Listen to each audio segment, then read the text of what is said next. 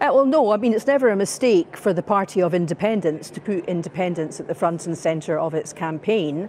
I think what the problem here is that in the 10 years since the independence referendum, not enough thought has been given to how we make the case for independence and win over those who don't support it or who are undecided and in the middle. And not enough thought has been given to developing the strategy for the delivery of independence. And of course, when the SNP does best and when the cause of independence rides high is when the SNP is governing competently and with integrity. You're well aware that I've got the former First Minister sitting next to me here, and I don't want this to be awkward for any of us, but I guess I have to ask, who do you hold responsible for independence not being pursued in the way that you seem to be suggesting it should have been?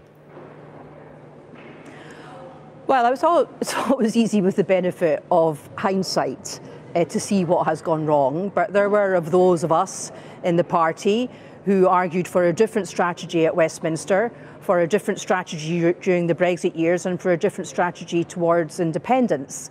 But let's just say our suggestions were not well received, and there was a lack of debate and a lack of discussion over policy and strategy in the party under both Nicola's leadership and under Ian Blackford's leadership at Westminster. And I think when the story of the Westminster group is written, it will be recognised and understood that that group was poorly led until Stephen Flynn came along, but Stephen didn't really have the time to turn things around, and that we missed some big opportunities when effectively we were pretty close to holding the balance of power during the Brexit years, during Theresa May's trials and tribulations. And we also failed to capitalise on the great victory that I won in the Supreme Court when Boris Johnson's prorogation of Parliament was ruled unlawful. So, as I say, it's always easy to criticise with the benefit of hindsight, but I think these policy failings and these strategic failings arose because of a style of leadership that didn't brook discussion, debate or argument. And I think that's been a big failing of the party. And what I think now the party has to do is the party has to honestly appraise what has gone wrong, because until we do that, until we address what's gone wrong and until we try to set it right, we're not going to reverse this setback for the SNP.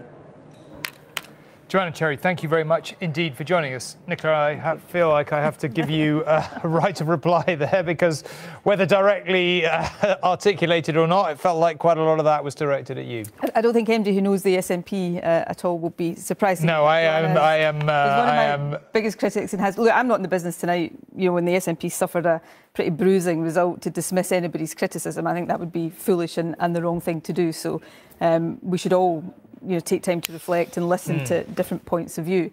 I mean, I would point out that Joanna's 3 election victories were all delivered under my leadership of the SNP, of course, but that's perhaps looking backwards rather than forwards. I mean, I've already said I think there is some, hard thinking for the SNP to do tonight, but, as we've been reflecting in relation to other parties, sometimes, you can, learn the wrong lessons from defeats, and I think there's a danger the SNP does that. I think we've got to think about the different aspects of this and pick ourselves up. I mean, one of the things at the heart of what Joanna was saying there is, like, we had this golden opportunity to win independence and we somehow just didn't take it.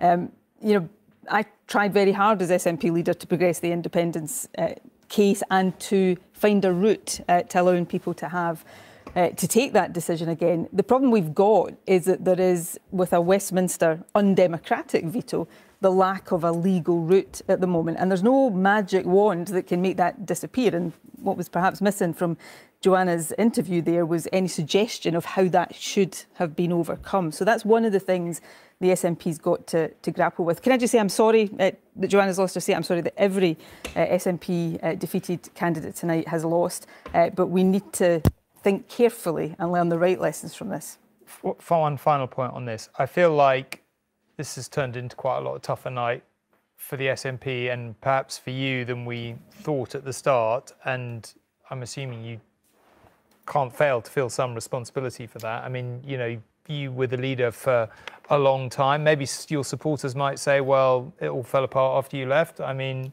your critics would say the reverse. I think you know, often you find in these kind of positions, you're neither the hero that your biggest supporters revere you as, nor the villain that your critics sort of revile you as. I delivered 8 consecutive election victories for the SNP as leader, 3 general election victories. As part of that, I've not been leader now for more than a year. So I, as somebody who has been dominant in the SNP, not just as leader, but as deputy leader before that, of course I take responsibility, or my share of responsibility for where the party is now. But I think for anybody in the current leadership to sort of take refuge in how it's somehow all my fault would be, not just because I think it would be unfair to me, that's by the by, that's not the issue here. I think it would just be, you know, taking the easy solution or response to this rather than looking seriously and hard at what the real issues are. Very good.